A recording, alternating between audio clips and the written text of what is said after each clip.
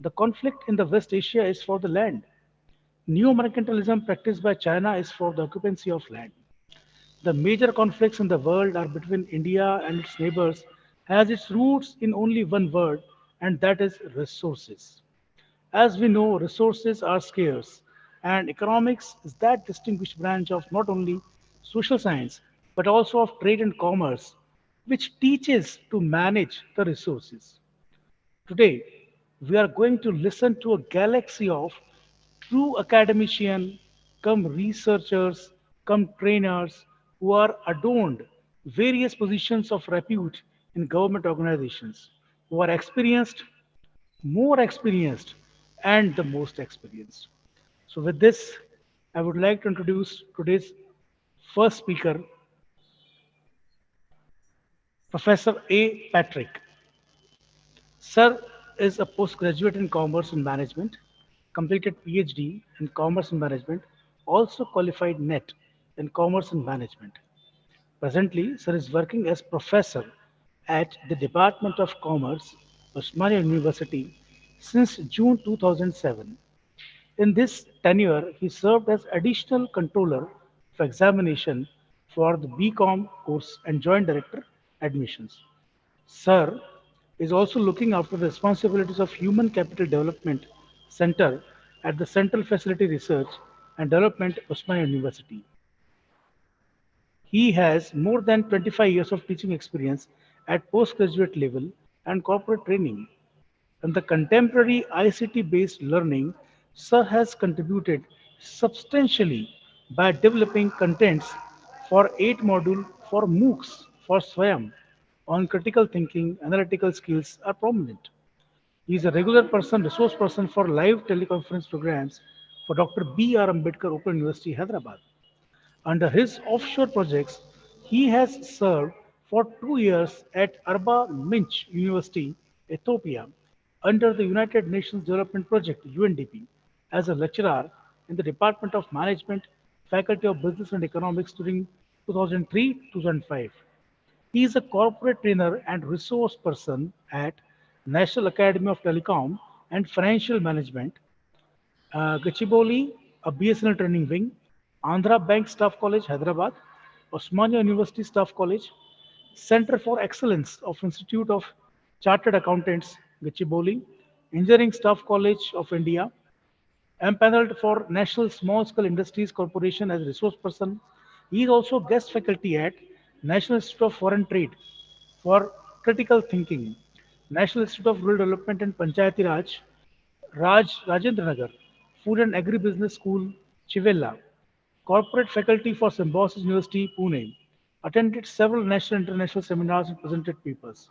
A book on CRM, a didactic exploration in select banks, was published in Germany by Lambert Publication. Authored textbooks in business organization management, quantitative techniques, statistics, marketing, and organizational behavior, research methodology, and leadership. Institute of Practical Accountancy, Hyderabad, conferred the IPA Best Commerce Faculty Award for 2009. His area of interest are accounting, marketing, strategic management, quantitative techniques, especially statistics and research methodology, and soft skills. 3 students have completed PhD under his guidance. 8 students are currently pursuing PhD under him. We welcome you, sir, on this Udgam 2022. For today's next speaker,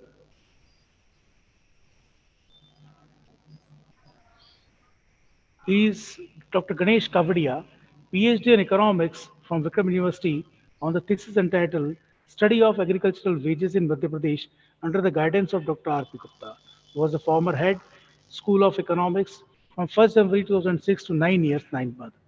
He was also coordinator for UGC Special Assistance Program at DRS Phase 1 to Phase 3, coordinator for State Planning Commission Chair on Macroeconomic Governance, Madhya Pradesh from 2013, Chairman PhD Cell, Devi Ella University Indore, Chairman Board of Studies in Economics, and Member Executive Council, Devi Ella University Indore from August 2012. Served DAVV Indore as acting Vice Chancellor.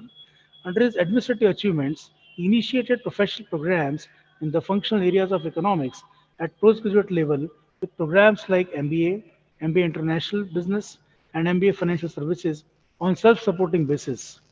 He organized numerous international and national seminars as well as conferences.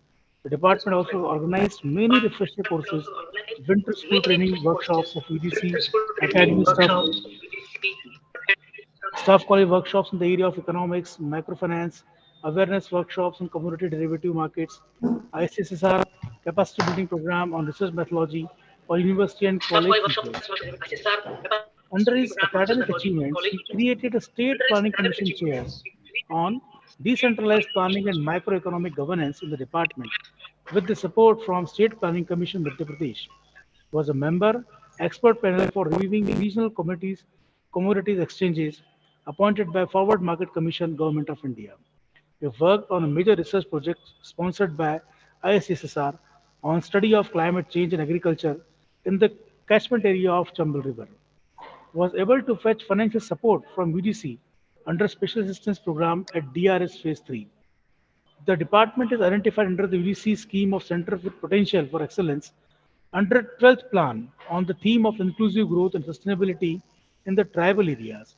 Mobilized financial support from Department of Consumer Affairs, Government of India, and Forward Market Commission, Mumbai, for organizing awareness workshops, seminar, and other activities. They organized refresher courses, Winter School of UGC Academic Staff College, and workshops on economics, microfinance, and research methodology and economics and policy for university and college teachers. He successfully guided more than 20 students for their PhD degree in university. Delivered presidential address on 20th annual conference of the Madhya Pradesh Economic Association on growth and development perspective in Madhya Pradesh. In his teaching experience, he has records of 40 years in the areas of microeconomics, macroeconomics, econometrics, statistical methods, operation research, and research methodology, and Indian economic policies. Many of his orations were broadcasted on UGC EduSet Gyanvani channel, awarded with the Best Professor in Economics by World Education Congress in 2013 for Global Awards for Excellent in Education, Leadership and Teaching in Economics. Research interest includes publication of more than 50 research papers in reputed international and national journals and inculcated a research culture at School of Economics. He mobilized financial and advisory support from UDC under its flagship scheme of Special Assistance Program since 2004. His membership includes CIA chapter of Malwa since 2008, President 8 to 9, MP Economic Association, Director Board of Directors, Kundakund Gyanpit Indore since 1995, Governing Body MP Institute of Social Science and Research Udgam, and Editorial Board of MP General and Social Science Association. Under publication of his books, he has so many books in his basket. One of them is developmental issues of climate changes and natural resources, trade and environmental under WTO regime, Gandhi Sagar Pariyojana or Malwa, Parinayan or Samajik Mudde, environmental issues of development and quantitative techniques. Research papers are so many research papers are there. Among prominents are agro diversification, a sustainable approach for poverty education in India, biodiversity watch, international journal on biodiversity issues, financing of higher education in India, rationale of FDI in retail India. Under live telecast at the UGC classrooms lectures, financial inclusion and SHG in India, globalization in Indian economy, environment and development, poverty in India, concept and issues, rupee depreciation, food security in India, and so many research papers he has got. So we welcome you, sir, at the Udgam 2022. As far as third speaker is concerned,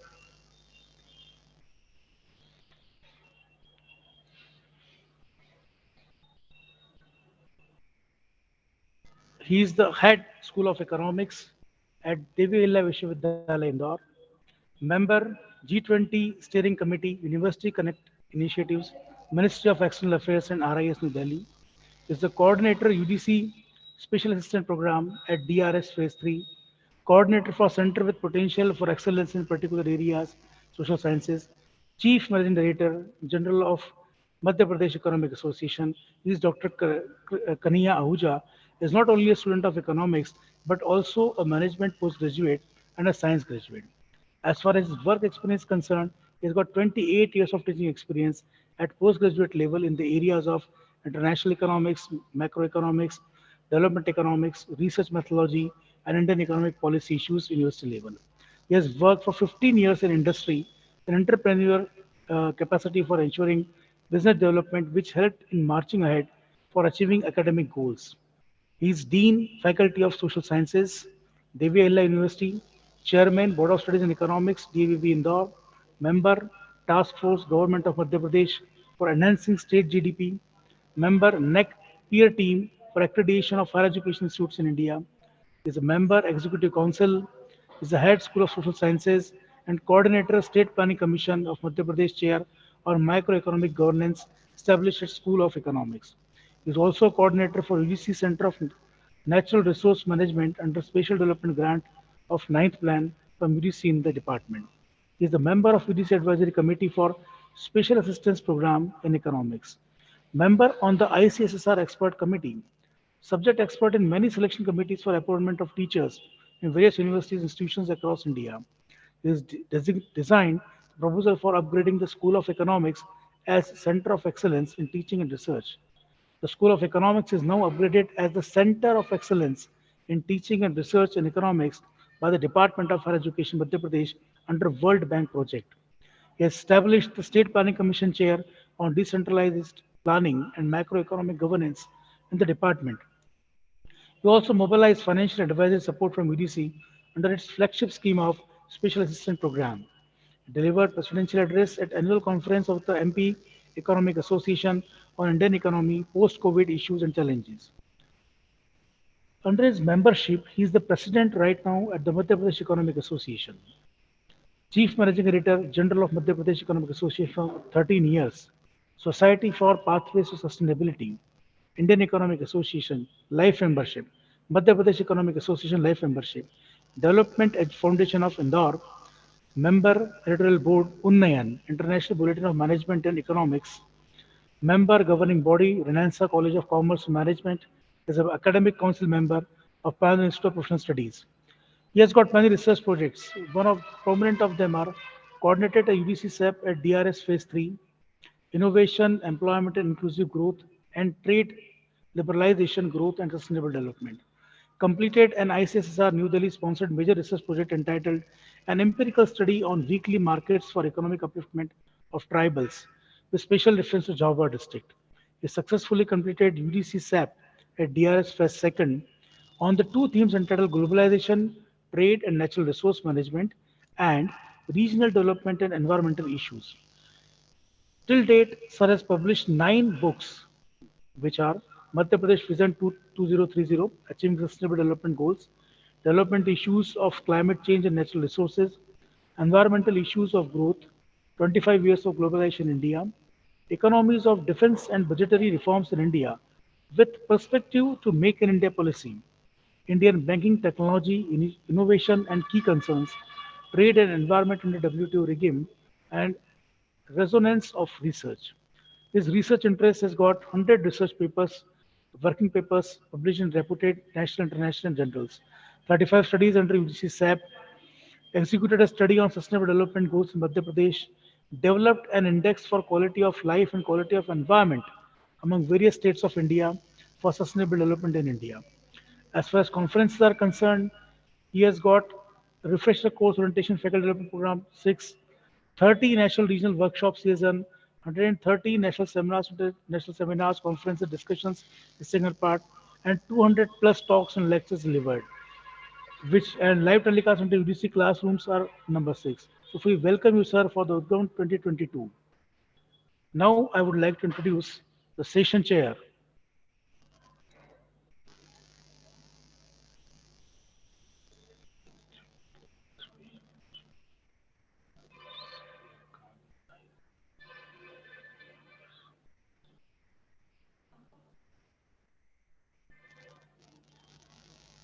Yeah.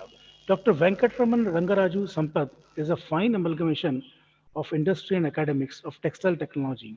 Dr. Sampath is a BTech from Madras University, MTech and PhD in textile technology from Bhartihar University, Coimbatore, Tamil Nadu. More than 6 research scholars have been awarded PhD under his able guidance. He has been external examiner and evaluated for PhD scholar Janet Bellis for the thesis on investigation of cotton process, ability and quality of fiber and yarn at Bremen, Germany. His area of research encompasses prominently compact spinning, process control and spinning and weaving, technical textiles, and textile composites. Sir has presented more than 30 research papers in national and international conferences. He has also published his research articles in about 40 journals. Sir has more than 14 years of experience in academics. Not only academics, but his industry career is very inspiring. He started his career as an assistant spinning master with super spinning mills situated at Andhra Pradesh. He achieved position of factory manager at Saryamangalam Synthetics Limited, Pollachi, Coimbatore, Tamil Nadu. He spent around 17 years with the industry. Sir is presently associated with Sri Vaishnav Institute of Textile Technology at Sri Vaishnav Vidyapith Vishwavidyalaya in the capacity of director. Sir, we are honored to have you with us the plenary session 4, 2022 as a session chair. So over to you, sir, now.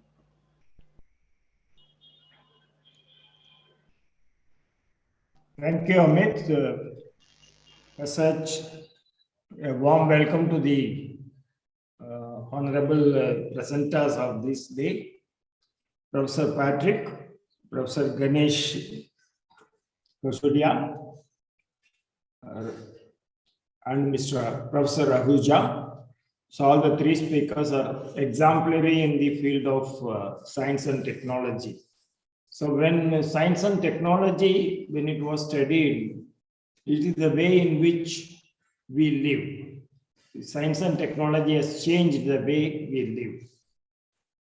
Management impact, major impact is on communication, clothes, food, transportation, and so on and so forth.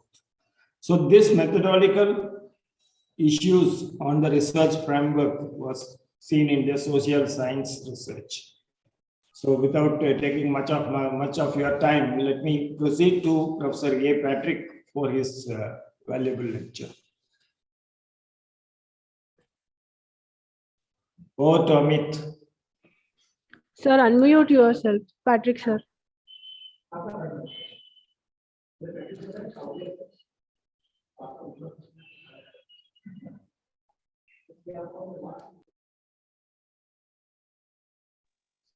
Okay, I think there is some issue with my microphone here. I'm audible now. Now you're audible, sir. Thank you so much, ma'am.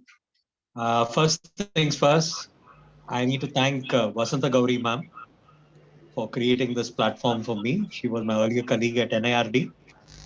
And so nice to be here in your midst.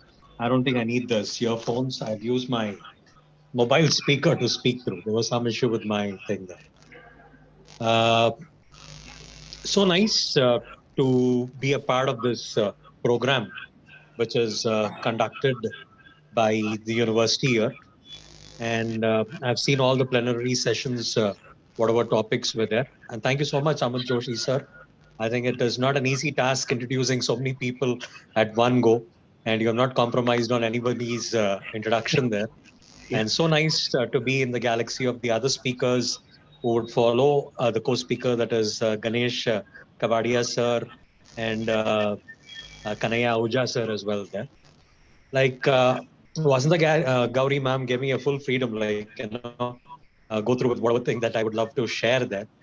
I've been working on this cause in the recent past on two issues. One is, as a teacher, are we really looking at things like, our role? Are we by choice or are we by default into this teaching, right? Normally I ask people like, what made you to come into teaching? Was it like you tried everywhere, you couldn't fit in and you have come in here? Or is it your first choice and your first love?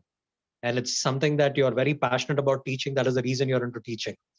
Because somebody who has come by default and not by choice, they're very good in giving driving lessons. That is driving students out of the class rather than into the process of learning. So there are a lot of models of this leadership. I know I'm speaking to people on YouTube and the host of other teachers that are there. But as a teacher, I believe something what we need to really realize is this model about servant leadership. A few, maybe a year or so ago, we would have seen our Prime Minister. What he had done is he has taken people who do the menial job of scavenging and other things there. He made them to sit down and wash their feet and went about with wiping them with a towel and other things there. And this is something which is there from the biblical times as well there. You're talking about different models. As a teacher, we are very influential and students take us as role models. So the thing is, how do we go about with influencing them, and their learning teaching process is very important. So I would only request the panelists and others, if you can really go about it, ruminating a little on what is this servant leadership all about. I think that will be wonderful kind of a thing. It's about, what really goes about it, giving satisfaction to a teacher. Is it the prefixes and suffixes behind your name? I mean, most of them I see here with a prefix of doctor or a professor. I mean, you look at the suffixes, I think Amit sir has done it by telling the number of courses that they have coordinated and the number of books published, the number of international achievements and all that. Is that what goes about with giving real satisfaction to the teacher at the end of the day? I think the real satisfaction to the teacher is the position our students occupy in the marketplace. Where are my students? I mean, the student may or may not credit me as to where they are. But the thing is, I would have a feeling like I was instrumental in shaping their careers in some point of time or the other. That's the real satisfaction. And that's the reason why people come into teaching there. There is this old saying that we have that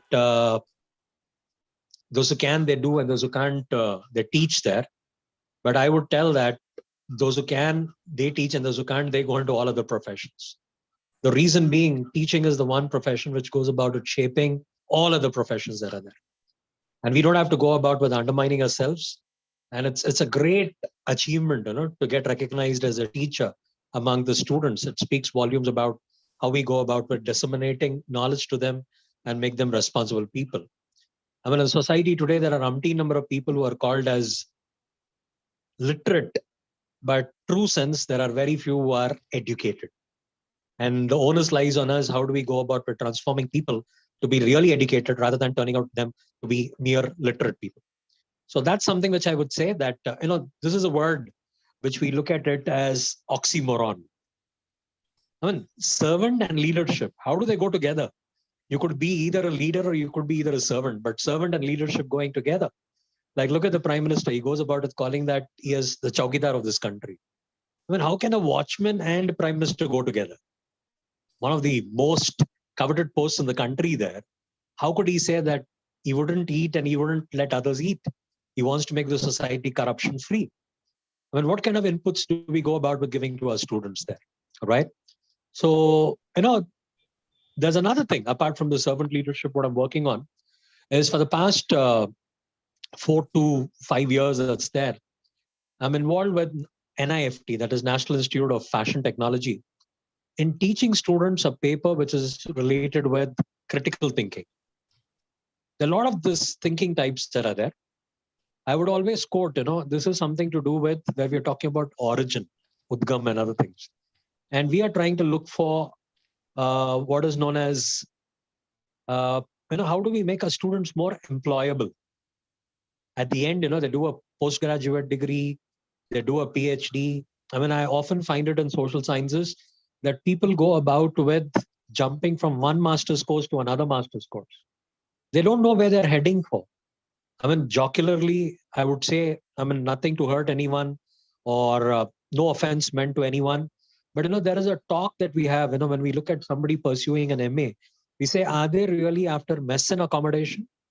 Are they really doing something worthwhile, which will make them employable and responsible citizens in the society there? So, why do they go about lurking from one master's course to another master's courses? They're not really sure where they are heading. I mean, everything lies, the truth of their destiny lies in their thinking. That is what Swami Vivekananda said, that it is your thought which leads to your words. It's your words which go about making action, and action, when repeated, become habit, and habit becomes your character, and character determines someone's destiny. And as teachers, we have a role in trying to go about with trying to shape their destiny, and their destiny is decided by what they think. And I love this book, which is written by Carol Dweck, where she says in the world, we get two categories of people. I mean, one is to do with people who are considered to be as mindset, as the title of the book. She said there are people who are called as growth mindset and people who are with fixed mindset. I think in our teaching, learning, transformation process, there's a huge onus on us. How do we go about with creating that love for the subject and get people coming from that fixed mindset to growth mindset? Mindset is very important, right? So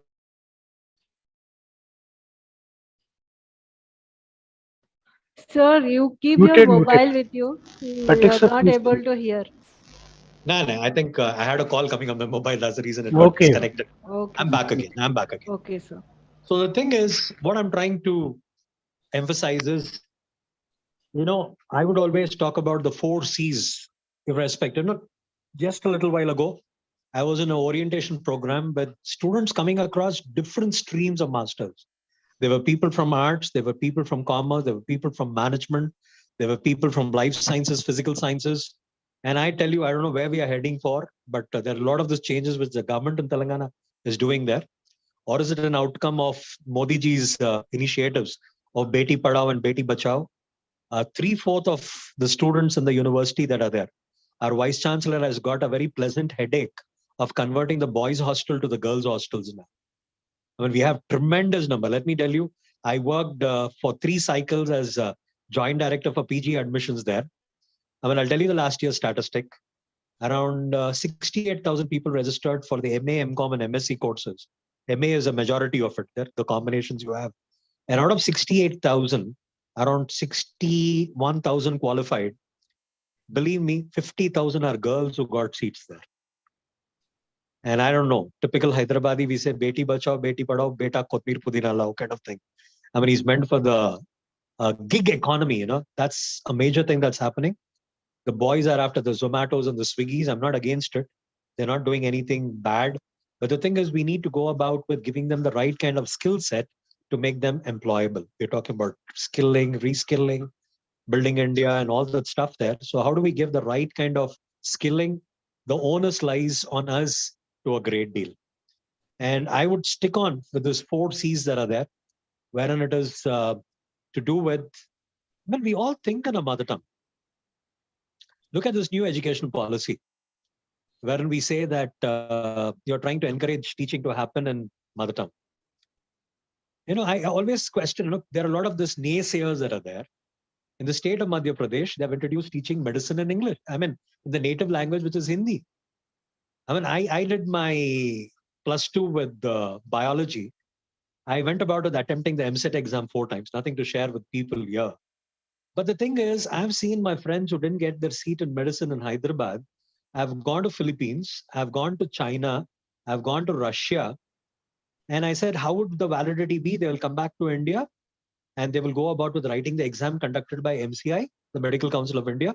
They get their license to practice medicine in India. I said, how are you going to learn the medicine courses from China? How do they teach it? How do they teach it in Russia? They say it is in the native language. Then what is wrong if we go about teaching it in our native language here? What's wrong with it? I mean, why do we go about with trying to have that kind of a colonial mindset? We don't want to give up kind of a thing there. Our thought process is in our mother tongue. I dream in my mother tongue. I think in my mother tongue. And if given a chance for anybody to speak here, I'll tell you, you are flawless. I mean, you have a continuous flow to speak in your mother tongue. But the moment you put a restriction that it has to be in English there, I tell you, very few are gifted when it comes to converting the thought process into the right choice of words, which comes as an articulation from your mouth there. So what's wrong if we go about with propagating? Communication that is there, I think people have a different kind of a thinking there. And it's been a very long time, someone who could speak, read, and write in English, we said that's the knowledgeable guy. And somebody who couldn't do it in English, we said is a dumb person. I think it's high time that we come out of that part of it as well there. Communication is very important. The next C that I would focus on is when it comes to the industry today, I mean, gone are the days when we have gone about with working with individual jobs and tasks Today, it is all about teamwork. Our students are there because they've done the schooling plus two and other thing there. They're very good with their IQ, but we need to really work on their EQs. That is the emotional quotient part of it. And more than anything, I believe that they should be taught a lot about adversity quotient. I mean, they tend to mix things between the real life and the real life. And they should be very good with the leisure quotient, the fashion quotient, physical quotient, spiritual quotient, or whatever things which goes about it, making them leaders for the future. But I would focus on collaboration, the next C, wherein they should be very good with their EQ. That is emotional part of it there. They got to be aware of their own emotions and working with others' emotions as well. And today it's very much important that we go about teaching them on how to be creative. It is not just that the engineers and technical people think about what do you call creativity. Well, it's something like you have to tap into that potential of the individuals to get the best out of them. And coming to the last C, this is what I've been working on, learning myself, participating, and teaching students and equipping them is all about critical thinking. I mean, is it finding fault with somebody's thinking? I don't think that. Critical thinking is thinking about your own thinking. And if you look at NEP 2020, the focus is a lot about critical thinking. I mean, I would ask if it's a student forum, like, why does somebody learn martial arts, be it karate, judo, jujitsu, or whatever? Then I tell them that it's all meant. When I get pat reply, they say that it is for self-defense. Then my question is, if somebody is attacking my logical thinking, how do I defend myself? Today we have a PhD student. He has done all his work. He is going to present his viva. And in the open viva, we ask him why that sample size, or why that methodology, or why this tool of analysis, or why did you have this mode of interpretation? They don't have answers for it. The thing is, they didn't apply their critical thinking on it. And what goes about with developing that logical self-defense is all about critical thinking. And believe me, critical thinking is domain general. It is not domain specific. It's not just for somebody who's coming from engineering or technology, they require it across all domains. I think as a teacher, we need to go about telling, and it's not something new. It's right from the days of Socrates. Probably now, what we have found is over the years, we have gone about creating students who have been simply EPROMs, erasable, programmable, read-only memories. They got wonderful marks on the paper, but when it comes for job and employability and other things there, what we notice is they say that, only 3% of the engineers are employable, only 2% of the graduates are employable. Then why is that happening? I strongly believe that it is because of the critical thinking and logical self-defense that is not being developed. Sir, I think you are muted yourself. These Please 21st unmute century yourself. skills that are there. Yeah. Unmute myself. I think I'm unmuted. Am I audible? Yes. You are Yeah.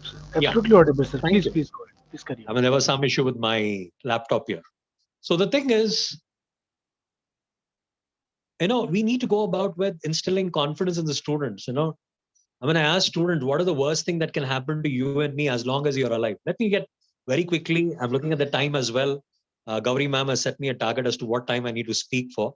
So let me tell you that we need to really rework, irrespective of the domains that we come from, that we got to go about telling students, like, I've read the statistics coming from Harvard Business Review, which says that whatever teaching that we are doing in the university, equipping them with a degree or a certificate, contributes to 15% of their success in their life.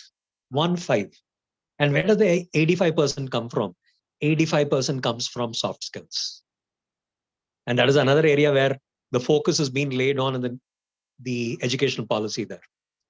I mean, we need to focus on this soft skill. And let me tell you, the most crucial soft skills that we need to go about with telling our students is trying to communicate. What is there in their mind? Can they freely go about with conveying or match somebody's wavelength with what they're trying to convey? That's something which should be a focus. So communication, collaboration, creativity, and the next thing is to do with critical thinking. My focus would be like major thing, there is divergent, convergent, out of the box thinking, or a lot of other methods that are there, but the focus got to be on critical thinking there. That can really, I mean, I said it is domain general. Another thing, I don't know, at school, I would have participated in a lot of essays, but no one ever told me, like, what are the criteria on which they judge my essay? I mean, I give my lectures. I believe that I've done my job covering the syllabus and other things there. Do we ever focus on study skills? I mean, I have a few essays to talk about now. Do we focus on the study skills there? And I would tell that there is this lady by name Stella Cottrell, maybe an English book, or maybe most of the professors with their experience can share it to the students, like, how do you remember? When memory is something that doesn't come, I mean, in some cases it's inborn, but most often it can be developed. There are good books which goes about telling how you can retain. There's something called as mind mapping, Tony Buzan and other things that are there, or Harry Lorraine's book on how to develop superpower memory, or the Stella Cottrell's book on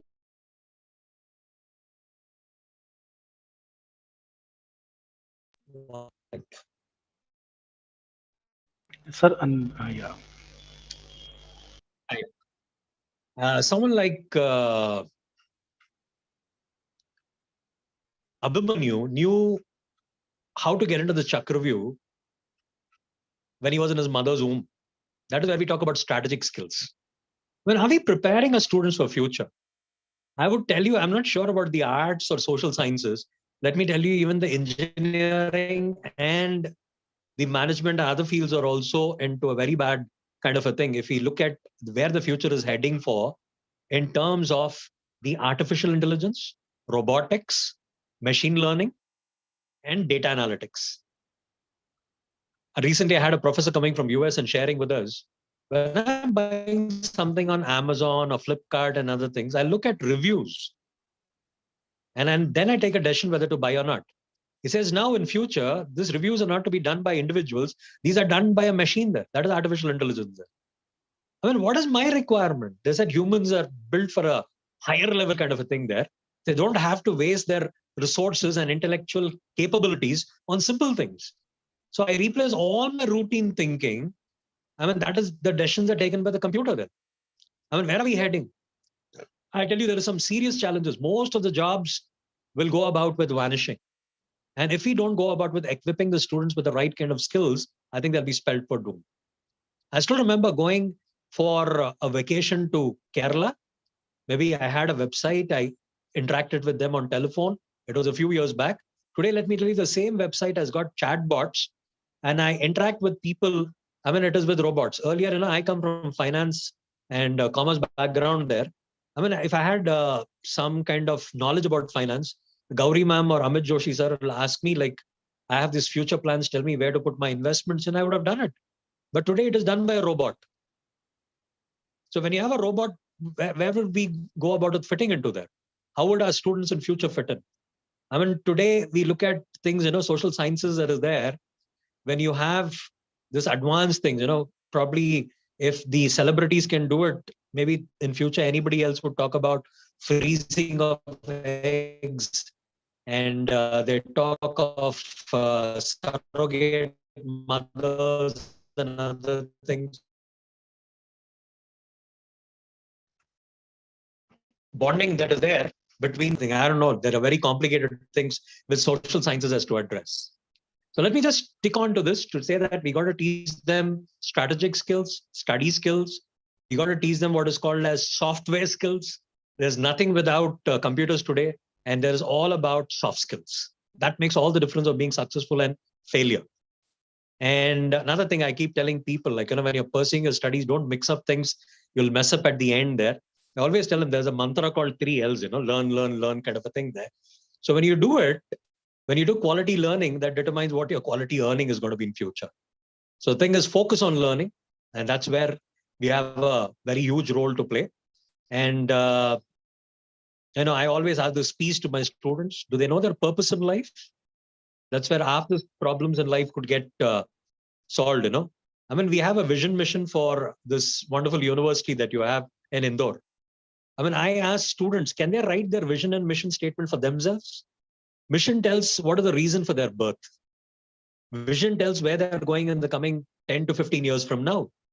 And if students are very much clear about their mission and vision, they know their purpose in life. I mean, you got to tell them what is their passion, what do they love doing on a daily basis. We got to make them understand that one of the crucial elements of success is planning. Do they plan well? I mean, if you fail to plan, you plan to fail. Abail mujhe maar, you're inviting trouble. Planning is very essential. There are many people who plan, but there are very few execute the plans. So along with planning, you got to lay emphasis on execution as well. And then I love this P. I ask people like, can you count the apples in a seed? Very difficult. Counting, let's say that between my index finger and thumb, there is an apple seed. Counting apples in a seed, impossible. But let me tell you, the seed is sown in the right soil, grows into a full-blown tree. Lifespan, how many apples will it give? Can't count it. Fruitful. I mean, the students who come to us, we are trying to give them inputs on a daily basis. And believe me, what inputs we give will make them as fruitful trees in future. I mean, that seed has got a potential to turn out to be a apple tree there. So the thing is, the potential part is very important. How do we nurture and how do we bring forth? That is where education is, When you look at the Latin origin of the word or Udgam of the word education, I would put it, it is about drawing out of a person. It's not dumping into a person. I mean, before Newton, the apple striking his head, you would have asked people, why do things fall? People would have said it is nature, don't question it. But he went about questioning. I mean, gravity and 9.8 and acceleration and action reaction, it didn't come from the textbooks. It came from within. I think we got to still revisit what Swami Vivekananda says. Education is the manifestation of perfection existing in man. And what what we normally do is an outside-in approach.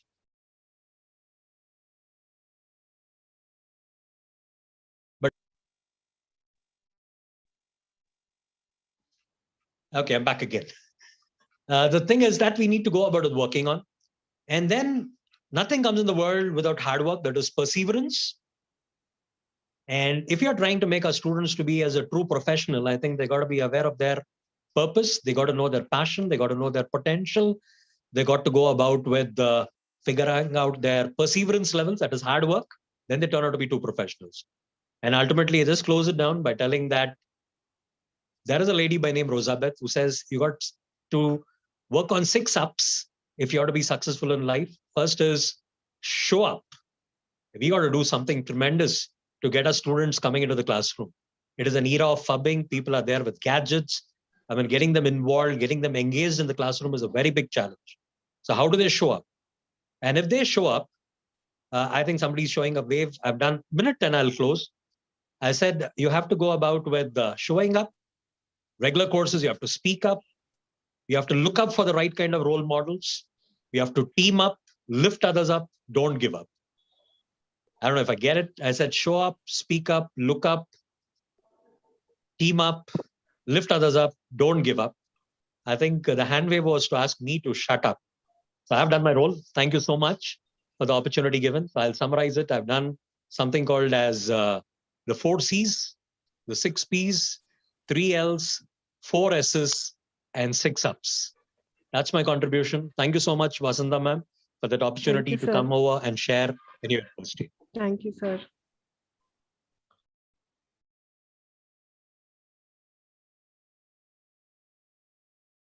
Can we put the questions in the last at the end of all the speaker session, or do you have any questions? Please, you can put it in the chat box also. Yes. If there is no questions, I will have one question. Professor Patrick, your research on the critical thinking of the students, how it is in par with your place where you worked earlier in Udgam, Ethiopia?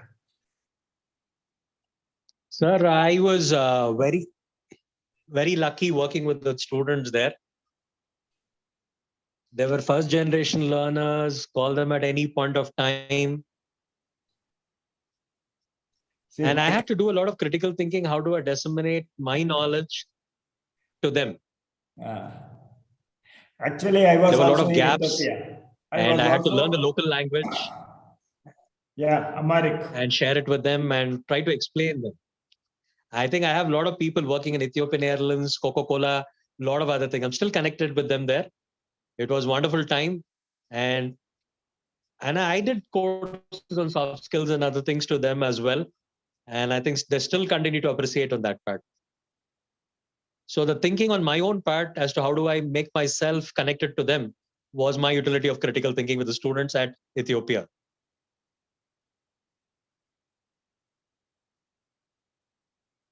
Sampath sir?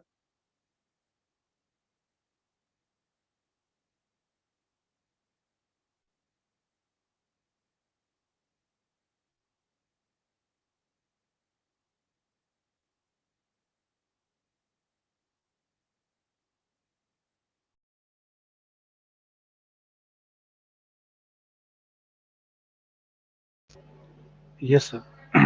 Patrick, sir, uh, I have got one question. Am I audible to you, sir? Very much, sir. Yeah, yeah. Patrick, sir, I'll ask the question from the first C.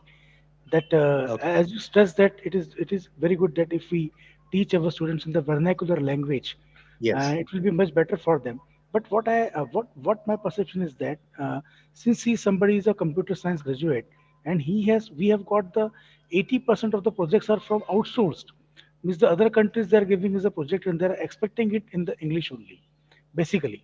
So if he has to integrate, if there is no vertical integration for that, then what is the use of teaching in the vernacular language? Because the person has to communicate and to coordinate with the outsiders for the projects. So it is this English has got one of the most easiest language because it has got only 26 alphabets only there, and majority of the people they are working outside, and because of this we are getting so much of the national income from outside. So what do you think, sir? Is it really fruitful that we teach them in the vernacular language, or we should keep a window open with this such type of language which are giving us contributing so much to the GDP of the India? Amit sir, I really appreciate the question that you asked. Now, the football matches are going on. Yeah, Now, yeah. if you look And at, I you used look to at the watch South them. American teams, Yeah, yeah, they're all very good in Spanish. They yeah, don't yeah, yeah, speak in English.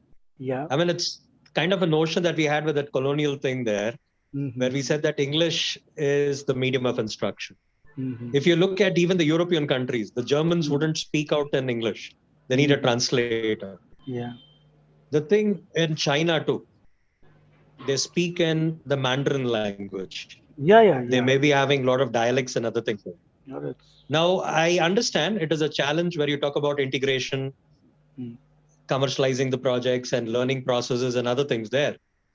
Probably, when you embark on change, mm, when we have to come out of our comfort zones, it sounds very difficult.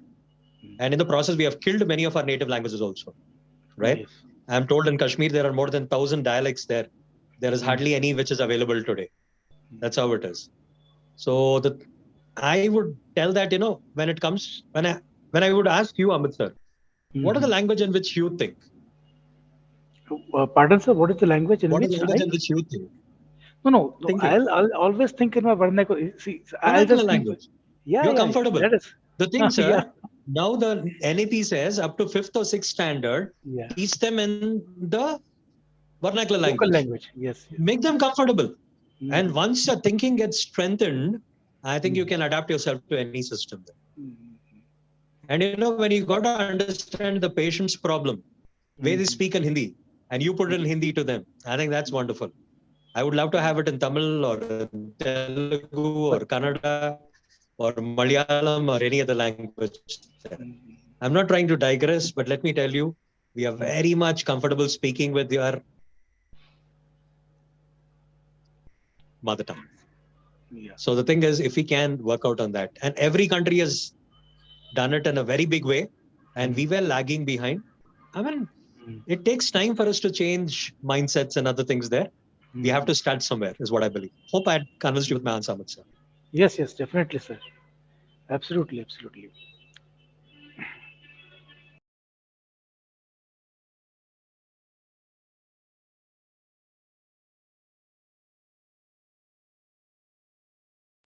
Uh, Sampath, sir.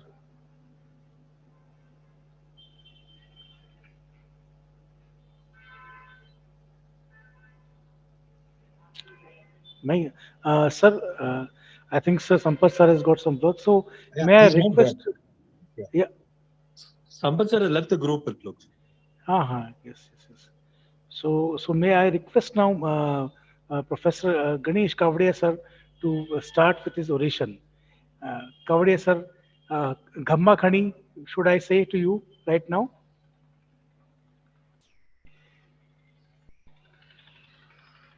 Am I audible to you? Unmute yourself, sir. Sir, please unmute yourself. Unmute कीजिए sir आपको. Yeah. Thank you so much, Amit sir and Gauri madam and very learned panelists. There was some technical problem with my laptop, so I could not connect and I could not listen the introductory remarks on this panel discussion. And there was some confusion because I got a lot of mail, so I opened that mail of connecting Gmail, which indicates that the session starts at 3 p.m. So I was in the impression of 3. And the person who contacted me and then the matter transferred to you, there is a gap in the mobile number also, so that my mobile number was not connected to this one. So there was some confusion. But anyway, uh, great opportunity to share this platform because your university is growing, doing wonderful, and you are trying to connect a lot of issues related to higher education through such type of discussions and webinars. I was given a topic on challenges and prospects of Indian economy to become 5 trillion economy. So my thing is entirely different from what the Professor Patrick indicated in this webinar. I don't know how you will connect this all, but if you allow me, I would like to share my PPT. Okay? Please go ahead, sir. You can share the screen.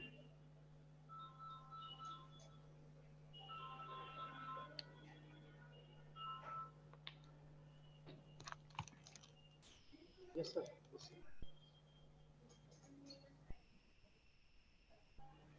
YouTube पे आ रहेगा तो आपको link link आप फिर link पे join कीजिए ना आप वापस से. हाँ, लिंक से ज्वाइन करना है.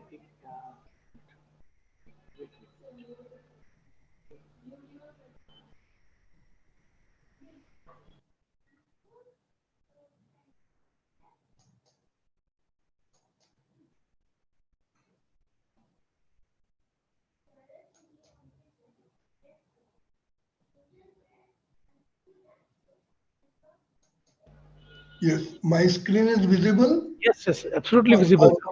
Yeah. It is visible. Just.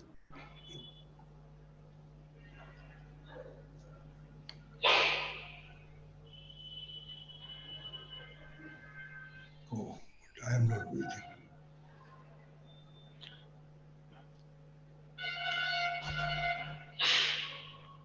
Yes, sir. You can share the PPT now, sir. PPT share कर Yeah. दीजिए. Yeah, it yes, is visible, sir. PPT Yeah, is okay. visible, sir. PPT is visible. Okay, nice. So Indian economy to become 5 trillion economy, everyone knows that when Modi government got the second tenure of his leadership, he made it clear that we want to make this Indian economy 5 trillion by 2024, because this 2024 is important for him because he will be facing the next election for the hat trick. We know that during the 2018 and 19, the size of the Indian economy was 2.68 trillion. And if you, from this current size, our size is fifth largest in the world. Therefore, if India is to grow, that is because of the COVID, there was a problem during 1920 and 2021, almost stagnation of the economy. During 1920, there was a decrease in the national income by around 14%, and then gradually increased. So you can say that during these last 2 years, that is 1920 and 2021, almost zero growth. We lost in terms of national income. So then last year, the economy could grow at the rate of around 6%. And then you are planning to become a 5 trillion, it is almost impossible to become 5 trillion by 2024. So we can say that if you grow at the rate of 11.5%, we can become 5 trillion economy at least by 2025. And the 24 is very important for Modi government because this is the election year and he will be facing hat trick in general election. Uh, since the target is in terms of dollar, so there are two issues related to dollar, and both are very burning, especially during this year. That one is inflation and other is the exchange rate. So if you are able to manage the inflation rate and exchange rate, then only it will be possible to become a 5 trillion economy. And both these factors are beyond your capacity. This is the journey of the 5 trillion economy. Currently, this is the situation during 19, that is 18-19, our size was 2.87, and then 2020 it was 2.66, and now it is almost around 2.9. From 2.9 to 5 trillion is a very challenging task in the next 3 years. So this is the Modi's dream from 14 to 24, the 10 years span, from 1.9 trillion to become the 5 trillion economy. So when he projected this part, there was no COVID, there was no Ukraine war, and therefore he was expecting that if we grow at the rate of 11.5%, it will be easy for us to become a 5 trillion economy. Now, what is the prospects? Now, if India's real GDP grew as per the predicted growth rate of 11.5%, we will become a 5 trillion by 2025. But there is a problem related to fluctuation in exchange rate. Now the rupee is trading around 82 rupees. Our dollar is trading at around 82 rupees. So there is a huge depreciation of rupees, and that has created another challenge for Indian economy. India's nominal dollar GDP growth rate fell from 15.8% in 2017 to just 2.4% in 2018. That is well before COVID, and almost zero growth in last 2 years. Dollar aggregate GDP on an average thus grew faster than the real rupee per capita GDP. So our nominal GDP is growing at a faster rate, and during the time of this prediction, at that time our exchange rate was stable, and therefore it was said that the growth of India's aggregate GDP in dollar terms is growing faster than the real GDP. India is projected to be the world's most populous country by 2025 with at least 1.45 billion people. Our per capita GDP, if we hit the 5 trillion mark, would be around $3,600. Means even if we get the 5 trillion mark, our per capita income will be only 3.60. So you cannot say that the achievement of 5 trillion will be much more than the expectation. Now, what does 5 trillion economy mean for us? If you achieve this target of 5 trillion, what is the meaning for that? The first thing that if you are able to achieve the target of 5 trillion, ease of doing business will be better, ease of living, because we know that if you have a better basket of commodities, it improves your ease of living, it improves the quality of life. So even for quality of life, ease of living, and ease of doing business, we have to expand our size of the economy. So 5 trillion is important for us. India has now emerged as the fastest growing major economy in the world, and it is expected to be one of the top 3 economic power of the world over the next 10 to 15 years, backed by strong democracy and partnership. So this is very important. If you are able to achieve this target, then you can enjoy this status for the coming 10 and 15 years, And during that, you can do a lot of innovation, technological collaboration, partnership with the top countries of the world, and therefore it is very important for us to become a major economy. The another important point is Oxford Economics predict that all the top 10 fastest growing cities of the world for next 15 years would be from India. So you can say that if the cities are growing, you will be able to attract lot of foreign institutional investment, FDIs, and lot of tourism and all these things. So this is also important. So if you become a 5 trillion economy, it will be uh, very important for us for the growth point of view. India is just about at the level of lower middle income countries in terms of purchasing power parity. And currently our average purchasing power parity income is $6,777. So you can say that nominal dollar we are just 3,600, but in purchasing power parity we are much higher than what the nominal GDP is.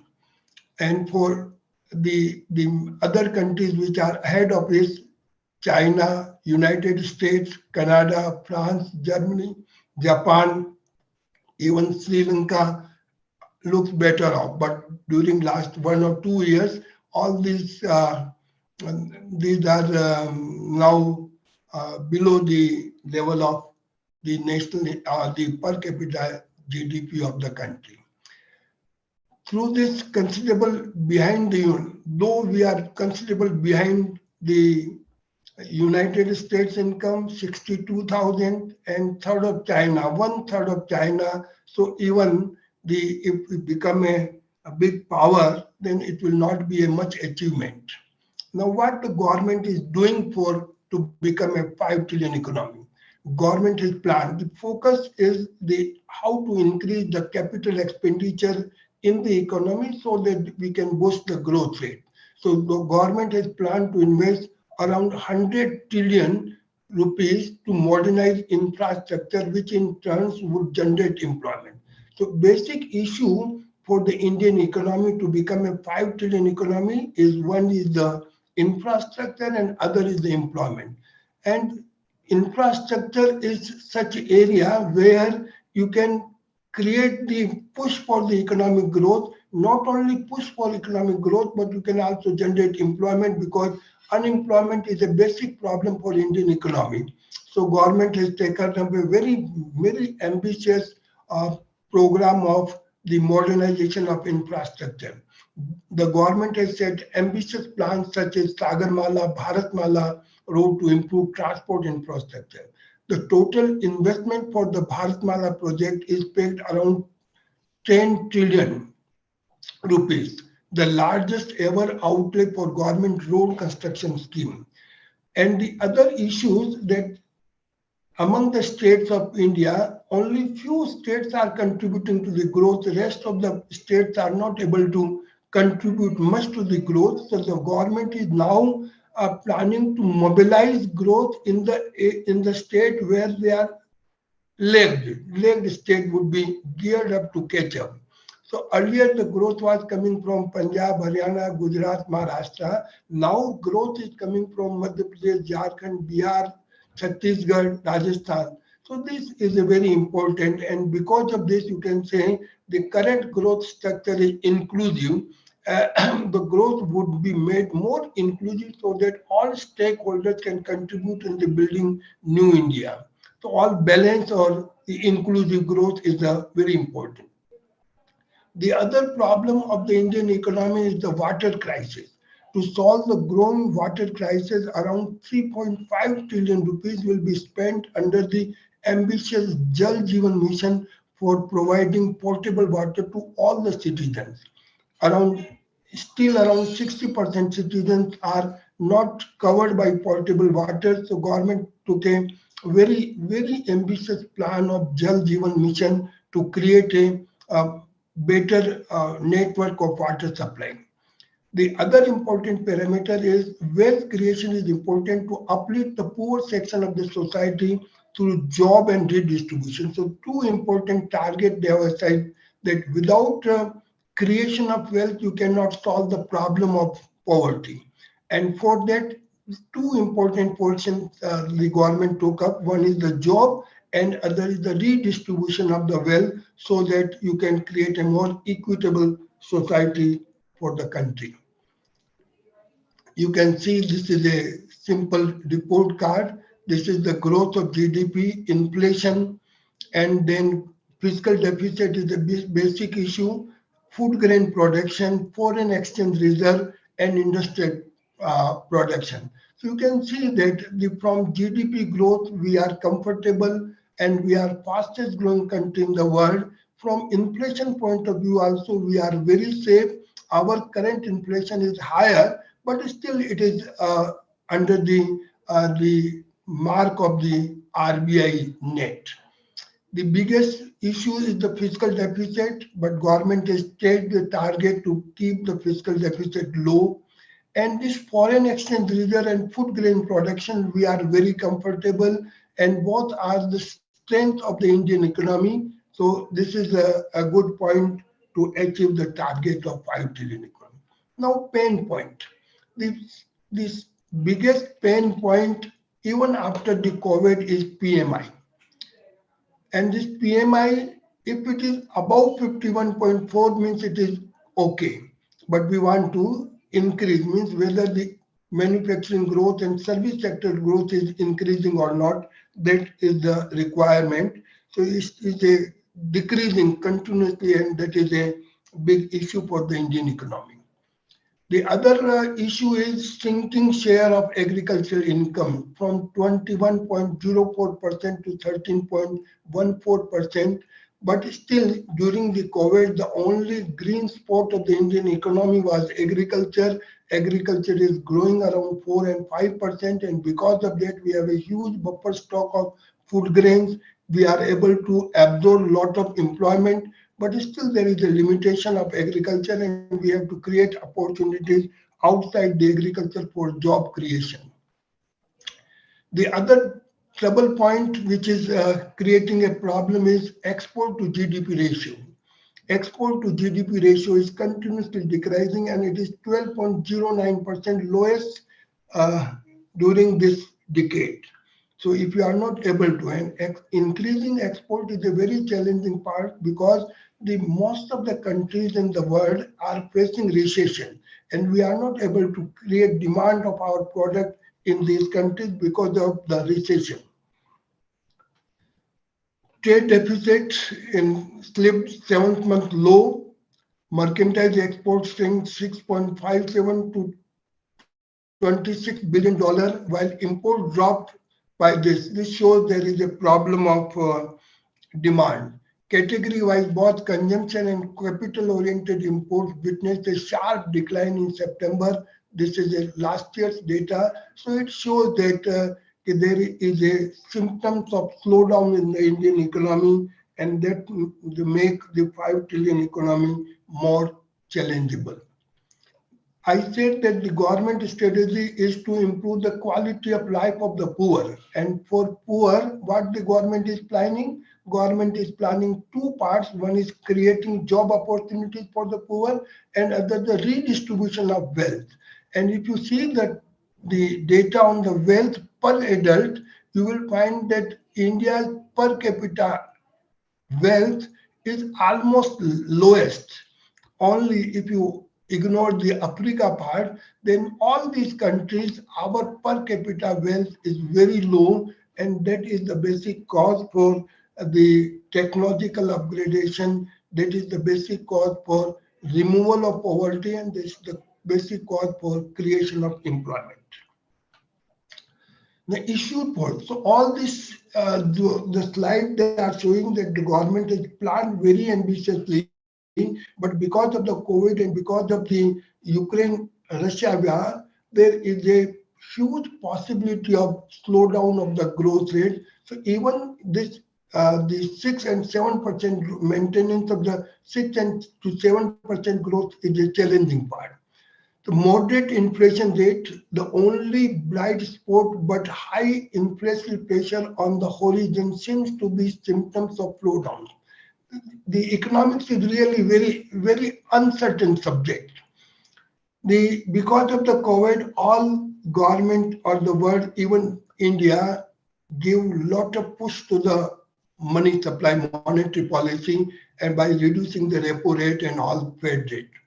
Now, because of the excess money supply, now inflation is there. So government is now planning to control inflation all through monetary measures, and because of that, the the the money supply is decreased, and because of decrease in money supply, rate of interest is going up, and because the rate of interest is going up, the cost of capital is increasing, and that is causing slowdown.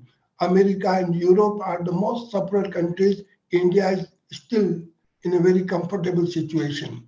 Growth rate of 4.5% during 2019-20, that is pre-COVID period, is lowest in the last 10 years. So though government is saying that because of the COVID we are in the trouble, but actually before COVID the growth rate was only 4.5%, and that was lowest during that particular decade. So the symptoms of slowdown has emerged or has started well before the COVID. There are some good, the other indicator also shows that the slowdown is on the way in the economy. Outstanding credit card is growing at a slower rate. Volume growth of or the number of packs sold fast moving consumer goods FMCG companies slowed down over the last 1 year. Core inflation is at its lowest in 2 years, reflecting weak demand for both consumption and investment. Now, what are the challenges? First of all, most of the countries who enjoyed the high growth rate were that the reason for that or the model for that high growth rate was the export-led growth. China, or you can say all East Asian countries, their basic model was to boost the exports. And luckily during that time, the entire globe was growing, and therefore there was a demand for export. Unfortunately, we started our journey during the period where the rest of the world is facing recession. So our growth is not fueled by the export, and therefore there is a challenge to maintain 5 trillion target. The manufacturing sector share in the GDP is still around 18%. However, the manufacturing sector is not able to grow. That is a basic parameter for the growth. Around 7.5 million persons are projected to join Indian workforce. So the Indian workforce means you will see there are two angles. The first is that the dependent ratio in the population is decreasing. The population whose age is greater than 15 or 20, their share is increasing. So every year, because of the high growth rate of population and then the high growth of workforce, every year around 7.5 million persons are joining the Indian workforce, and it is almost difficult to create job or productive job for these persons. And that's why in 2019 and 20, when Subramaniam presented the Arvind Subramaniam, the chief economic advisor at that time, presented a economic survey, and he said that the unemployment is a basic problem, and therefore government has to think for some universal pensions for these unemployed persons. So it is really because of the huge population and the change in the age structure, the working populations are increasing, and for them creating job is a very challenging task. And unless it takes the advantage of current favorable demographics, it is never likely to emerge as a middle income economy with a prospect of thriving middle class. So this is a business. So how to utilize the favorable demographics is a basic challenge for Indian economy. The restricted fiscal policy and tight. The restricted fiscal policy and tight money. Now government has used the tight monetary policy by increasing the repo rate. So reducing the money supply, increasing the rate of interest, but they are not using fiscal policy. They are just using in a limited manner because of what? Because they don't want to increase the burden of fiscal deficit. So the restricted fiscal policy and tight monetary policy will create a miracle is a doubtful. They both cannot go side by side. Demonetization followed by poor implementation of GST where the fruits of growth went disproportionately to small elite, big capital, and rich individual. There are many studies they are showing that the wealth distribution and income distribution during this last 2 years has become huge skewed. Those who are richer, their income and wealth is increasing. Those who are poor or low income group, their condition is becoming worse. So the poor implementation of GST and demonetization has created a problem on the redistribution of income. This is clearly a crisis of aggregate demand. And remember, mostly the demand will come from the middle and poor income group. So if you are putting income in the hand of richer, then definitely there will be a problem of demand. And if you are not able to boost the demand, then it will be difficult to get a target of 5 trillion economy.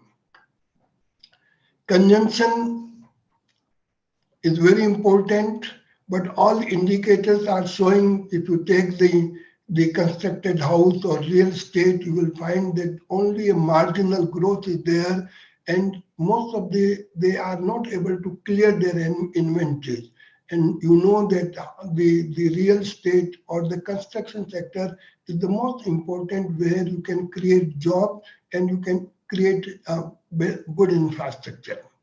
So this is a reason for this shows a slowdown in the economy because the construction sector has a very strong forward and backward linkages. If you push the construction sector, automatically the portion which are demanding the construction sector, they will also increase, and the sector which they are taking the inputs, that will also grow. So this is very important. Investment inside is very important. Without increasing the capital expenditure, it is very difficult to get a boost on the demand side. So if you consider the bank lending, you will find that the major bank lending is going for the large industries, small and micro industries. They are not able to get a good fund from the banks, and therefore government is doing continuously reform, and government is trying to reform the banking sector so that the burden of their non-performing asset can be reduced and they can expand this one. And during COVID, government gave lot of concession, lot of incentives to the banking sector so that the bank can expand their credit to the needy people. Indian Railways price, all these are indication that the investment demand is not coming and therefore there is a possibility of slowdown. So during this period when your exports are not increasing, the consumption demand is not increasing, the investment demand is not increasing, then the only hope is the government expenditure. So government has to take care of the demand. And in India, the public and private sectors, they are not competing each other, they are coordinating each other. If government is putting more fund or projects, the private sector will follow. So this is the basic. So government has to increase the capital expenditure in order to increase the growth rate of the economy. But government is not doing that part just because of the borrowing from the government, borrowing from the public, that is fiscal deficit. Government think that if we increase the fiscal deficit, then it can crowd out the private investment, and therefore that will bring the situation of shining India. During the Atal Bihari Vajpayee government, when India is booming, government cut down their expenditure in order to bring down the fiscal deficit at low level So that has created a problem. So government has to expand the fiscal deficit. And this fiscal deficit target, that is, the government has a FRBM Act where the fiscal deficit target is 3 or 3.5%. I don't know from where this 3 and 3.5% came. It current situation, India's safety net is very good. They have a huge forex reserve. They have a wonderful food grain stock. All this is nothing but government savings and government safety net. So government should boost the public expenditure through borrowings and through the public-private partnership. So that will the infrastructure project is on that particular line, and Indore is a very good example for creating a wonderful infrastructure just through public-private partnership, that Atal bus services or all the inter-state bus services. They are wonderful example of public-private partnership. So from this indication that because the possibility of export-led growth is very low, possibility of because government has a fear of inflation, so they are withdrawing money from the money supply from the market, and therefore rate of interest is increasing. Since rate of interest is increasing, therefore the private investment has a hurdle. So government has to mobilize all through the expansion of fiscal policy. Policy crisis, the biggest policy crisis for 5 trillion economy, that the sudden change in their policies. It seems like that everything is shrinking in India. Our capacity for tolerance, diversity, the space for democratic expression and dissent, and now economic growth, everything is shrinking. This is a serious problem for Indian economy, and all we have seen for last 3, 4, 5 years, that our degree or the capacity for tolerance and diversity is reducing. The government is in a denial, claiming that this is not serious slowdown, it is at most a correction. So if even government is not assuming that it is a slowdown, so there is no question of policy for the slowdown. First, government should realize that this is a slowdown, then only there is a question of policy resulting from excess reform.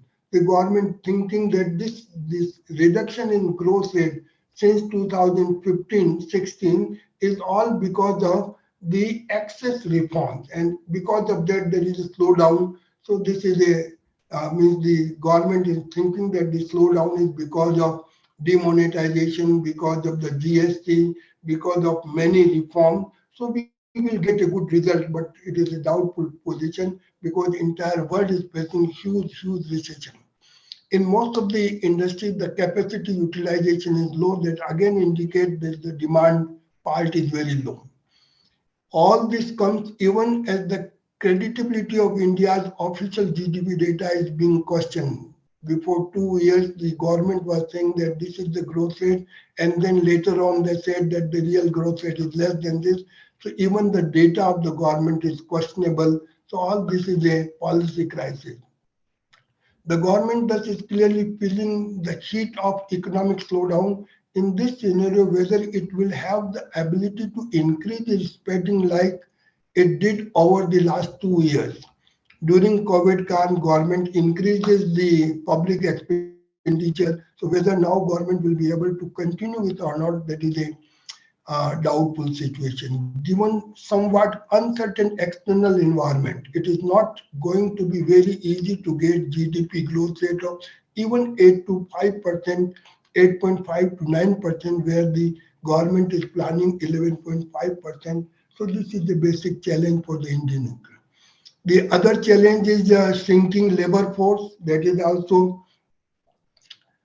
means the working population is expanding, but absorption of the labor force, retrenchment in many industries have postponed the recruitment part, and even the government is downsizing government expenditure. So the labor force, the actual working force is reducing. employment in agriculture is falling because of the technology and all that part. So all this shows that there is a huge problem of demand, because if you are not able to, and government is thinking that the helicopter money they are giving to the poor people through direct cash transfer, that will give the boost to the demand, but that helicopter money is not creating demand, because the poor people thinking that this we have to save for another crisis, uncertainty. And government is the policy ad hocism is a basic issue in the government. Sometimes whenever there is an increase in agricultural price, they allow imports and they restrict the exports. So that created a lot of uncertainty in the market. During the aftermath of global financial crisis, the Indian government increased during 2008-9, when there was a financial crisis in the entire world. Government increases the spending, and that could say we could maintain the growth rate. The fiscal deficit, as I said, is the basic issue why the government is giving too much weight to the fiscal deficit when they have a good safety net. We are net lender in the international market. So, and even today, the Indian rupee is strongest against all other currency except dollar. So we are in a very good situation. Even during the crisis, the government of India is able to get the crude oil at a very reasonable rate from Russia, and we could do the lot of food grain supply to the needy countries. So this shows that the strength of Indian is very high. Government needs to take some very strong and innovative steps in order to boost the growth rate. I already discussed that crowd out of private investment, because this increase in the repo rate has increasing the rate of interest. So rate of interest, and the other way, government is taking not giving that much of push. So there is a possibility that the private investment will be crowded out, and as a result, government is deliberately keeping the fiscal deficit at low. So more fund is available for the private sector. But remember, the government in India, private sector is always following the public sector. Where the public sector is putting investment, private sector also join the hands. So we want the coordination of both. We don't want the competitiveness between these two. The public sector banks have been in a mess. So during last 2 years, government did lot of reforms in the public sector banks, and especially by creating a bad banks, the government has the reform the balance sheet, or correct the balance sheet of all these, clean up the balance sheet of all these public sector banks. Government has allocated huge capital to make the public sector more viable, public sector bank more viable.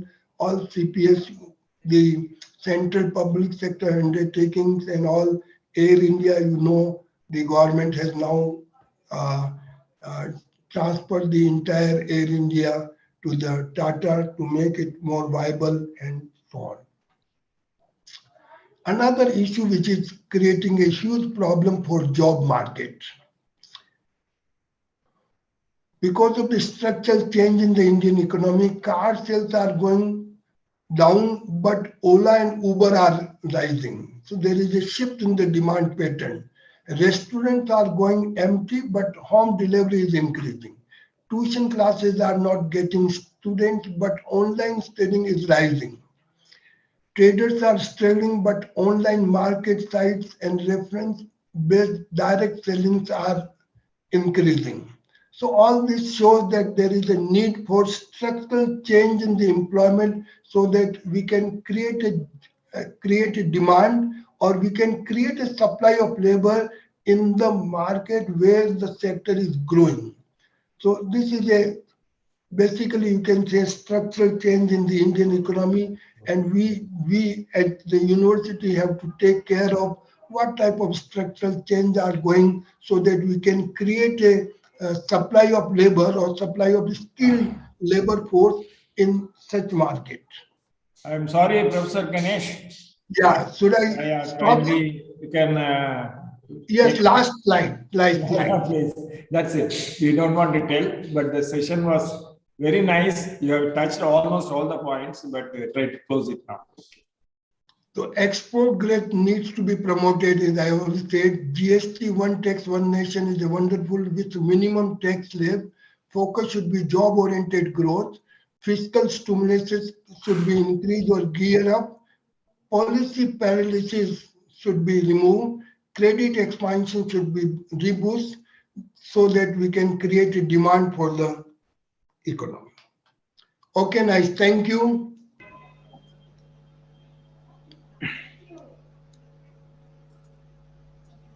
Yeah. Yeah. Thank you, sir. Yeah. Sir, since you are here today, we have got a privilege of asking you the question. Can Yeah, I have sure. can I have one question? Sure, sure, sir. If we talk about the India becoming a $5 trillion economy, we Yeah, usually give the example of US a $20 trillion economy, China $11 trillion economy, and like that. So tell yeah. me, do we really have to replicate this system or replicate that procedure of making us to the $5 trillion? Because the conditions in China and the US and the Korea and Germany, they're entirely different. Why don't we adopt their models? We want to make a manufacturing hub of India, but we know what we have to sacrifice for that, what China is sacrificing for that. Why are not we create our own model of having another development? Because of our conditions, geographical conditions, and all economic conditions, climatic conditions, the capacity of working of the Indian people is as compared to other countries, they are very different, sir. So why we want Very, to replicate all this? very rightly pointed out, Indian government is not copying China. This is one thing. Indian government is not copying US.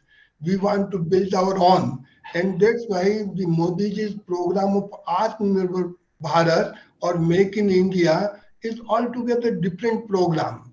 And the challenges what the Indian economy is facing is altogether different what the China is facing. We have to save our democracy and along with democracy, how to grow and how to become a power.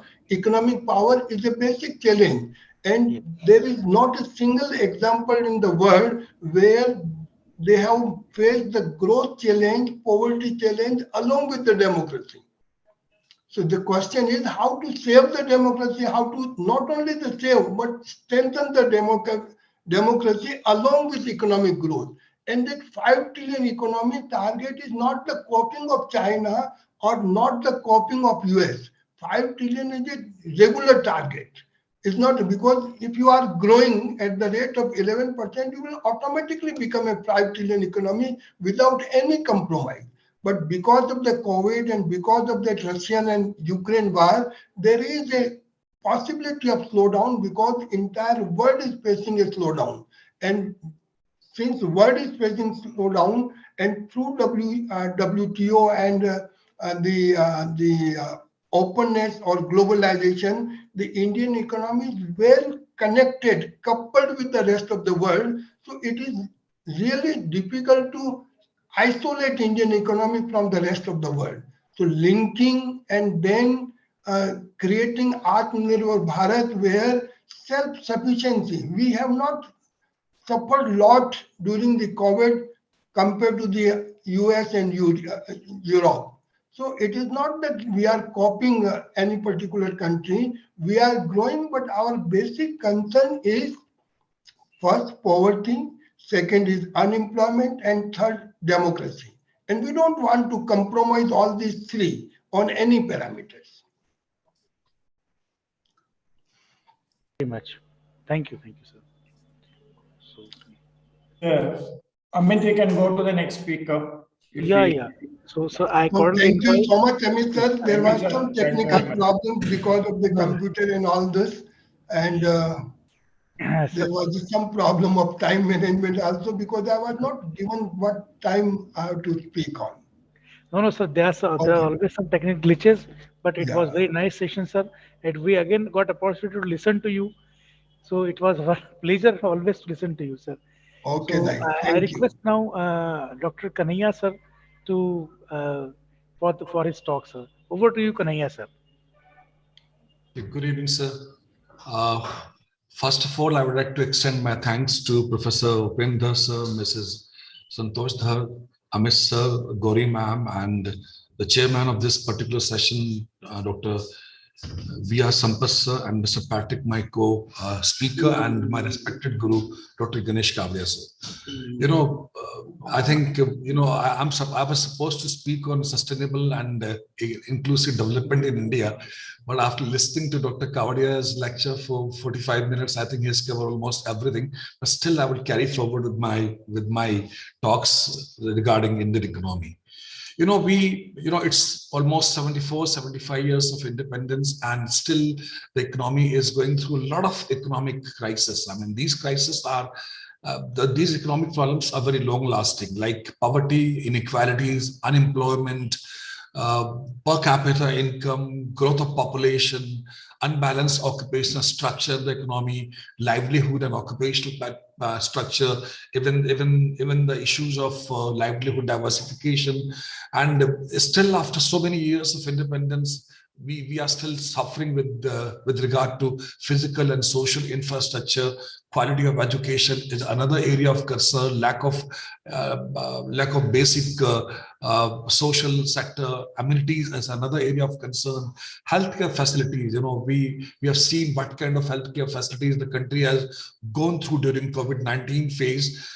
Industry and manufacturing is another area of concern which needs immediate attention of the government, and government is working on that. But still, this is the area where we have been suffering. Lack of innovations and technology. This is something very, very important. I'll be talking about different models which India had followed ever since independence, and the kind of development, kind of growth India has gone through, and now why India needs innovations and technology and R&D based growth model to flourish the economy. I think I'll be focusing more on that later on. And then another one topic which Dr. Kavadia has very briefly touched: foreign rupee and costly imports, and especially one development which is taking place recently is that government is pushing that the neighboring countries, especially the Middle East and the neighboring countries, should accept dollar as a trade currency. So that is what is happening, and we have been successful with Russia. We have been successful with Iran also. So that aspect I'll be also covering. Another very important issue is the social and economic imbalances. Even after 75 years of independence, the economy, we faced a lot of social and economic imbalances. So I'll be briefly talking about that also. And another very, very important factor on which this particular government has really paid attention is a skill development. Lack of skilling, the kind of skill development which is required. I have heard Professor Patrick, he was talking about the number of engineers and the number of doctors which are passing, but how many of them are really employable in real sense? That really raises a lot of questions, when we talk about skilling of these people and the skill development process which has been taking place in our country. So this is what basically I'll be talking about. Ever since independence, we have gone through most of these problems, and the country has basically focused on the economic growth, self-reliance, removal of unemployment, removal of income inequalities, elimination of poverty ever since independence, and the process started through the planning process. And this journey, if you look at the major reforms which India adopted ever since 1951 onwards till 1985, 1990, you'll find that we have shifted, we have been more of a closed kind of economy where we depended heavily on public sector. We always thought that the public sector is going to perform, public sector is going to deliver. We never really had faith in private sector. We always thought that the public sector would deliver. And we paid attention on import substitution. If you look at our policies of trade, policies of our business before 1990, 91 or 85, before 85, you'll find that we basically focused on import substitution. And we always thought that maybe, if we don't have capital formation, if we don't have money, then let us borrow fund from abroad at a heavy rate of interest, and that is going to push the pace of development in the country. And so before 1985 and 1990, you'll find that we are basically dependent upon basically on borrowed fund. But this really didn't turn up the kind of push we required in the economy, the kind of uh, uh, uh, the cushioning we required. That was not enough. There were so many issues. Public sector couldn't perform the way it was expected from public sector to perform. The capital investment, the economy has gone through. There were many factors, many sectors which needed heavy investment, but the country didn't have that kind of investment at hand in their hands. So we had to borrow funds. And at the same time, our exports very, very poor. We have heavy dependency on import, and current account deficit was also very, very beyond control if you look at the figures. And one more thing, that fiscal deficit during 1984-85, you find that it was almost in double figures. So that was a kind of a economy we had gone through, and the economic growth during that time was around 3.5 to 5%. Professor Rajkrishna has defined this as a Hindu growth rate, and we had an adverse fiscal deficit. That was a kind of a phase which Indian economy has gone through till 1990. And after that, when Indian government adopted major economic reforms in 1991, that was a case where we shifted from closed economy to open economy. We adopted new economic policy, and the private sector was also included as a partner in the development process along with the government expenditure. We shifted from import substitution to import liberalization, and we shifted from borrowed fund to foreign direct investments. And also WTO also came into picture. And in 1995, when India became the founder member of WTO in 1995, and that is how we shifted from a closed economy to a market-driven economy. This is how the things changed after 1991. The focus was that we wanted economic growth in the country. We wanted to eliminate economic inequalities. We wanted to provide economic opportunities for everybody, rural, urban, male, female, every kind of person. We wanted to make country self-reliant. And also we thought that maybe the time has come when the India should focus a major focus should be on regional development. And another was, the very, very important objective was to enhance the living standards in the country, and the focus also shifted towards health, sanitation, and education conditions. That is how the things has happened in 1991 afterwards. I'm basically talking about these things because that will give you some kind of idea how things has gone, the kind of modeling which India had adopted before 1991. So we had shifted from a borrowed fund to foreign direct investment. We had shifted from import substitution to import liberalization, and we thought that maybe now the time has come when India has to open its economy. India has to integrate itself with the remaining countries in the world, and we became more open in our approach when we talk about India's trade relations with neighboring and other countries in the world. So we thought that maybe now the time has come when the integration of economy is going to be would be more fruitful to the country. But now thing is that after adopting this economic model of LPG in 1991, and after that we took a lot of second financial order reforms in 2002 onwards. A lot of things happened in the economy, and there was one time when economic growth touched around 10% in 2008, 2007, and that was defined as a shining India. A slogan was given to this kind of growth. But my point is that how sustainable is this growth? Where do we stand today after 75 years of development? Where do we stand? What has gone wrong and what has gone, the COVID came in 2009, 2020, and that has really made an impact on our economy. We have adopted a lot of, we have adopted adopted many economic models since independence. We have worked hard on food security. We have been working hard on removing poverty, but still the disparities have enhanced to a very high level in the country. If you look at the Gini index, you'll find that the disparities are very high in terms of wealth disparity, in terms of income disparities. This has already enhanced. Now the question comes that after adopting all kind of models, where do we stand now? I mean, if you look at our economy from 51 onwards till 2017-18, we in 2014 we could not bear the shocks of demonetization, and even after that, Dr. Kavadiya rightly said GST was imposed, but I'm not against GST, but the way it was imposed, the way even demonetization was imposed, demonetization has, whatever may be the objective of the government, but the way it was processed and the way it was imposed is there always a big question mark on demonetization, because there were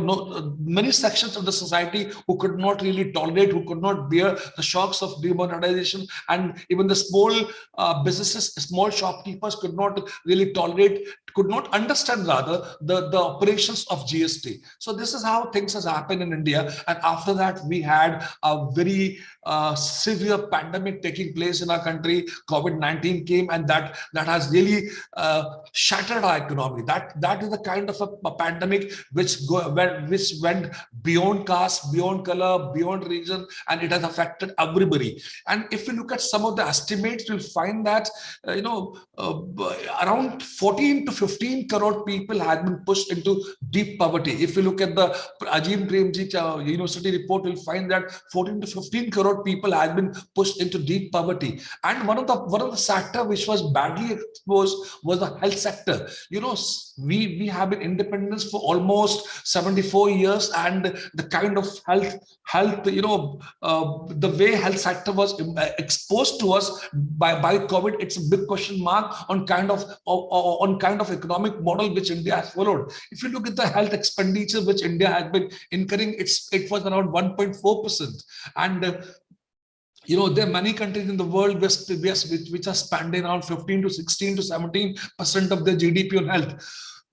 And on health, even for the health sector, you'll find that 80%, 75% to 80% of our healthcare amenities, healthcare instruments were imported from China. So we still had a lot of dependency on China as for the healthcare imports were concerned. And this was the sector which was badly exposed. Another area which we could find that, unemployment, if unemployment rate, which was around 6.5% at the time of COVID, and it really immediately jumped to 27% within 2-3 months, and still after 2 years of COVID, our economy is suffering from unemployment. There are many people who have lost the job, still could not find. I mean, I was reading a report 3 days back which says that around 22% of people who lost the job 2 years back could not find the job, and then they are being forced to work in Manrega kind of job where they're working at a salary of and wages of 375 rupees per day. So that is the kind of a transformation which has taken place in the economy.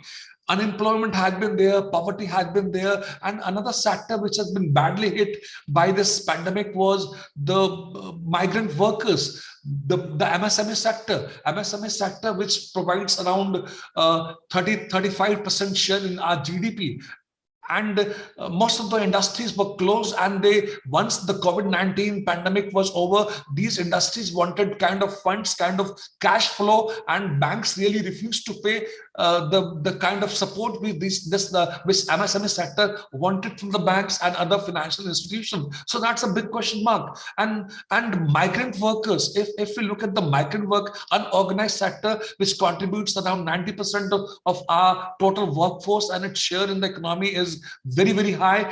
I mean, they were the most sufferers as far the pandemic is concerned. So my point is that, if 14 crore people to 15 crore people are losing jobs, 10 to 12, 14 crore people are being pushed into deep poverty, what kind of a model was this? We have been praising our economic models. We say that no economic reforms which took place in 1991. We have been praising all these economic reforms. Did 1991 reforms took care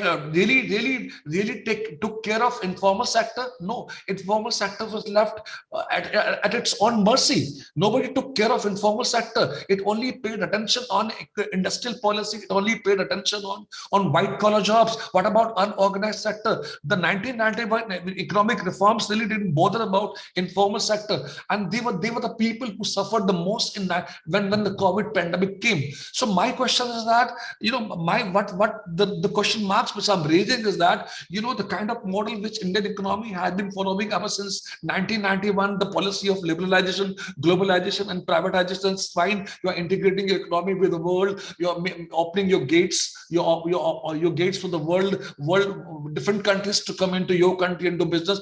Fine, but there's a large section of people who need jobs, who needs a comfortable life, who needs some kind of security that has been missing, and that was very visible when this pandemic came.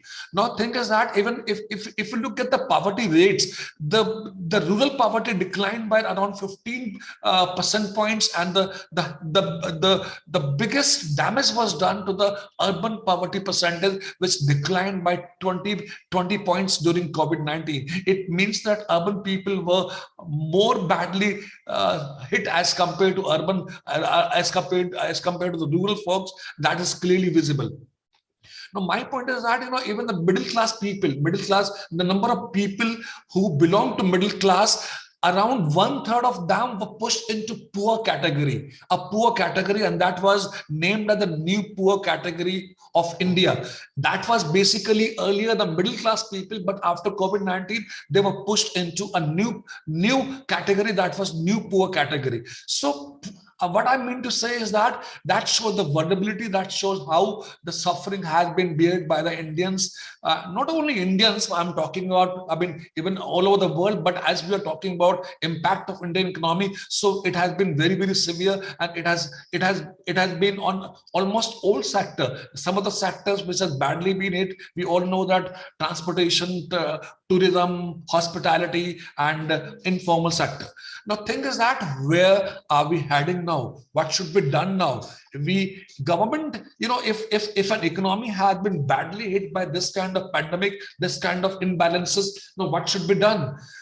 If we look at the last two budgets of Indian economy, you will find that government has made a lot of efforts. Government has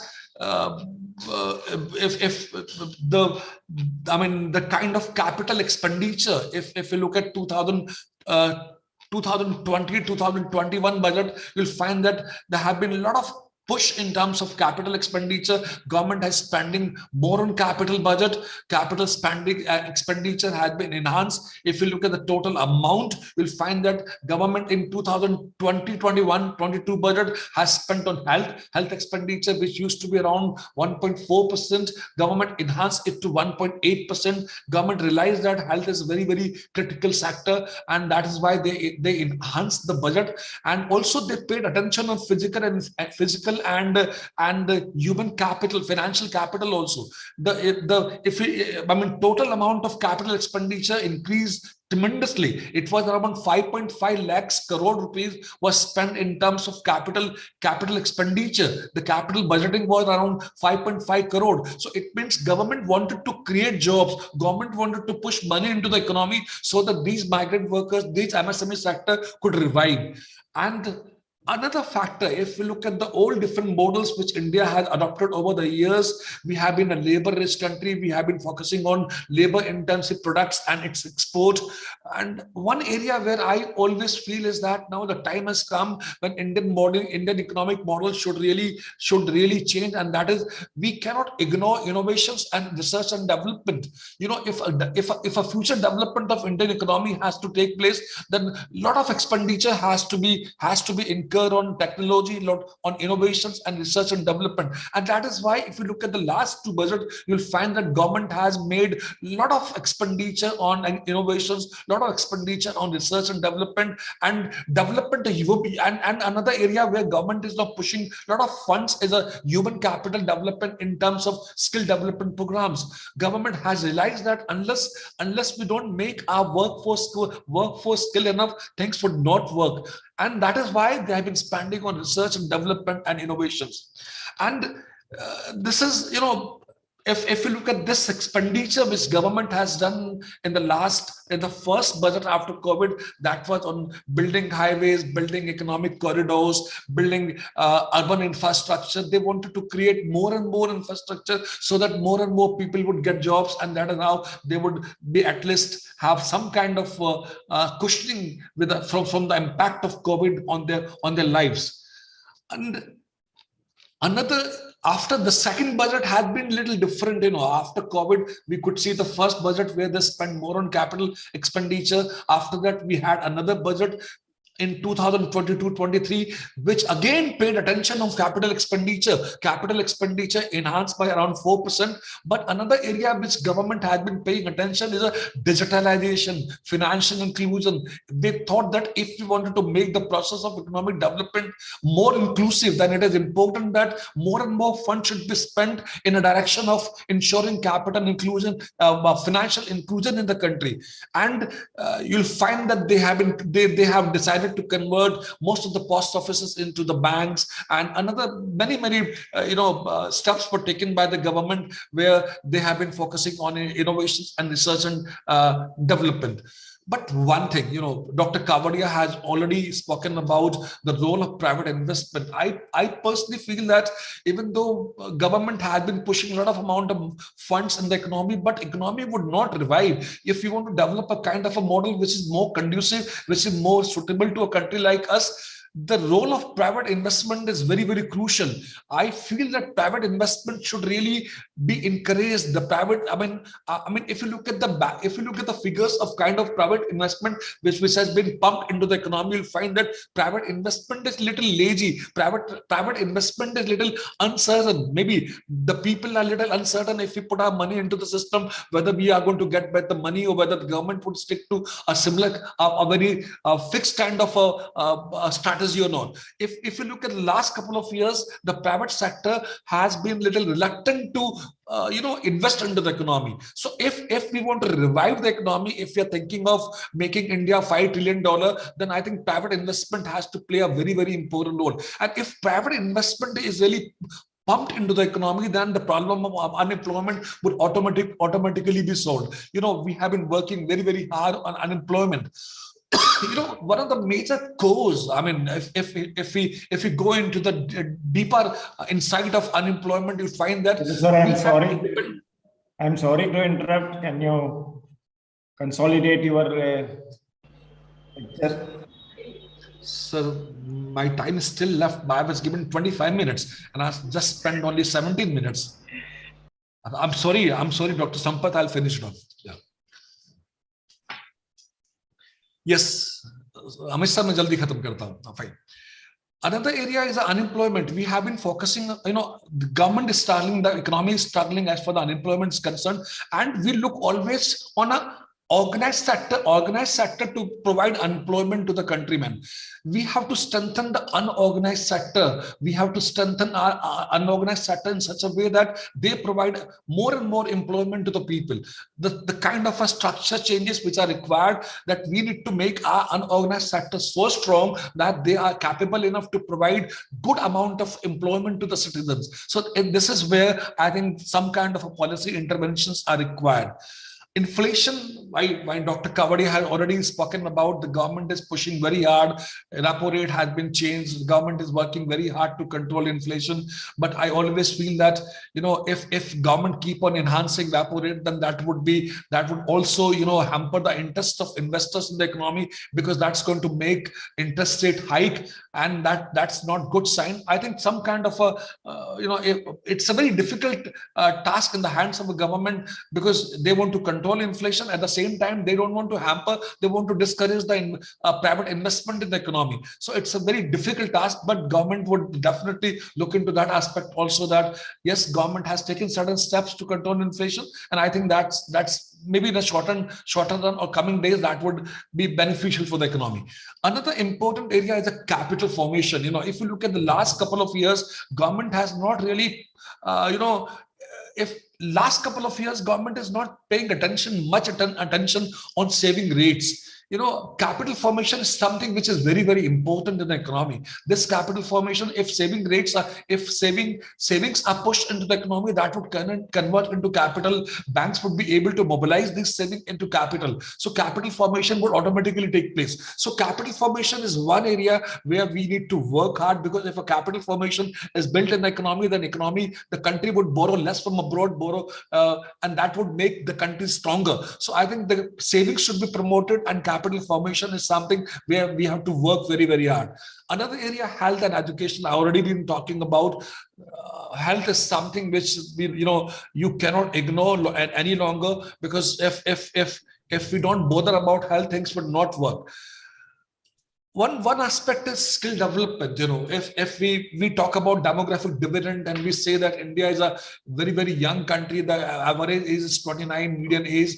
I mean, when the world is going to be older, India would have a very, very young workforce. Fine, understand. But this workforce should not be the liability on us. In order to convert this workforce into a productive workforce, then skilling is very, very important, and right kind of skilling. If you are into teaching profession, you need different kind of skilling. If you're working in a corporate, you need different kind of skilling. So right kind of skilling to the right kind of people is very, very important. So skill development is something which is the need for hour, and that is what this government is doing. But still, there are many, many areas where we have not been that successful as we wanted to be. So this is area where I feel is that. And another is agriculture. Our dependency on agriculture is one area which has saved us during COVID-19, and still today, after we feel very, very happy that we still have, if something goes wrong with the system, then our agriculture sector would save us, as we have around 1.5 years of food grains in our stock to suffice our need in the future. But can we ignore agriculture sector the way we have been doing? Agriculture sector also needs money. Agriculture sector also needs infrastructure. We need development. We need infrastructure. We need processing units. We need markets. Gone are the days when let me just I'll just take one more minute. Earlier, the farmer society would take place. It used to be mainly for one reason, that there was a crop failure. But now most of the farmer society in the country is taking place because of market failure. There's a shift. Market is not able to provide them the kind of pricing which farmers are looking forward to. So I think the agriculture sector needs infrastructure development, more of a processing units. If more and more of our infrastructure funds and more of a processing units are been provided to the system, then I think this would, to certain extent, solve the problem of agriculture sector. So I think this is another area where we have to really work. There are certain advantages which India can enjoy as for the neighboring Asian countries are concerned, is cheap labor. We have our comparative advantage in cheap labor, and that is we should really that's a biggest plus point when the economy is concerned. And another area where we find that India is very strong is a conducive environment. We have a very conducive business environment. We are not like any other country. You'll find that if the easygoing kind of operations are take place in India, and that is, but still, I mean, if you look at the ease of doing business index, that is we are very low, but still the kind of environment which exists within the system is not so complicated. I already have spoken that we have a huge food stock. Another thing is, the forex reserve. Though over the last couple of months there has been a withdrawal of a good number of forex reserve, but still we have substantial food forex reserve.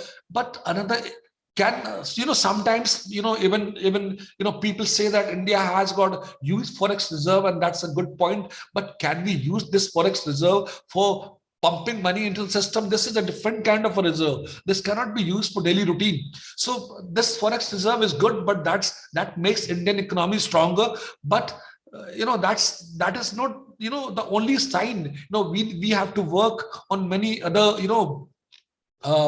dimension, and some of the dimension which are important is if we look at is that India is the fastest growing economy in the world. India is a very, very strong democracy. India has a potential to become the second largest economy in the world, and IMF on many occasions has said that it's a bright spot. Indian economy is a bright spot in the system. So they always praise Indian economy, but at the same time, I feel that the question comes that will the fiscal deficit will this uh,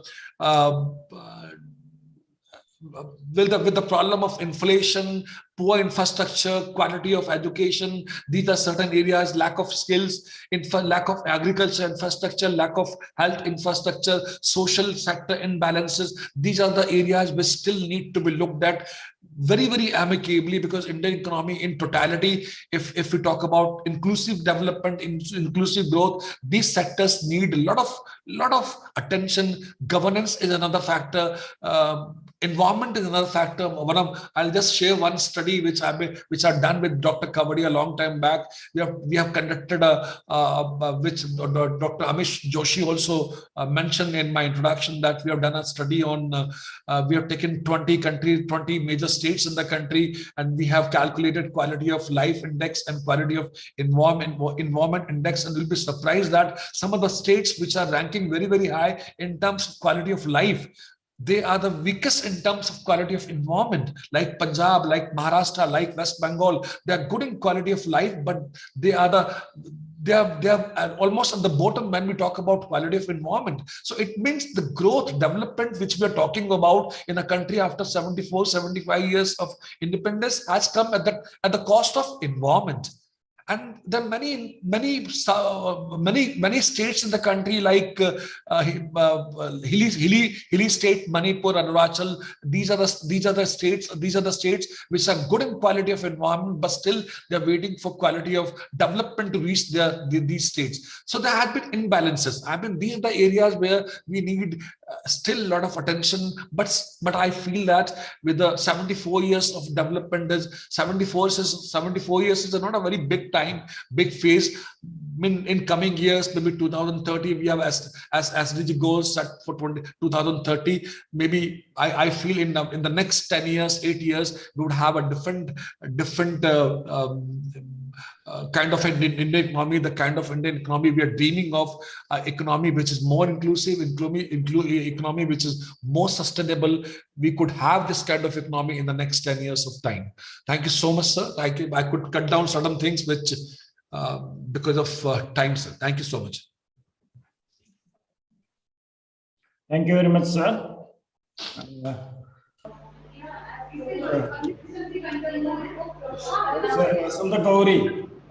Professor Vasanta Gauri is there. Yeah, sir. Yeah. You can conclude, sir. We have to tell clearly to the speakers, because they have to arrange their speech. If you are telling 25 minutes, you have to tell clearly to the speakers, because it's all very important lectures which we are hearing. So suppose you cannot go and interrupt them, saying that you can cut down or you can stop it or all. See, you have to clearly tell if it's 25 minutes, 25 minutes, 35 minutes, 35 minutes, like that. So it was not properly informed to, I think, to Professor Oheja. I'm sorry, Professor Oheja. No, not an issue, sir, not an issue. So it was a very pleasant lecture of hearing more about the environmental conditions and the economy of the closed economy towards market-driven economy, and the many important things you have shared. But unfortunately, it was the time for our valedictory also. So thank you very much. Thank you. We will be pleasure to hear you once again in some other event. Thank you. Thank you so much, sir. Thank you. Over to Amit, please. Yes, sir. It was really wonderful to witness the God's own session, as all the speakers, including the session chair, has God or a saint name in them. Of course, the oration was also equivalent to that, sir. So we are grateful to the Honorable Vice Chancellor Dr. Upendra Dhar, patron of the Udgam 2022, Dr. Santosh Dhar, coordinator of the Institute of Social Sciences, Humanities, Arts, Journalism, and Mass Communication, and convener for the Udgam 22, who has given us the opportunity to listen to the orations. So Udgam itself means initiation, beginning, and I assure you the words today spelled will give us a new direction. So thank you to all of you. And I request all of you to join, stay tuned with us for the validity session. Thank you, sir. Thank you, Kanaya sir, Ganesh sir, and Patrick sir. Thank you. Thank you. Thank you very much, sir.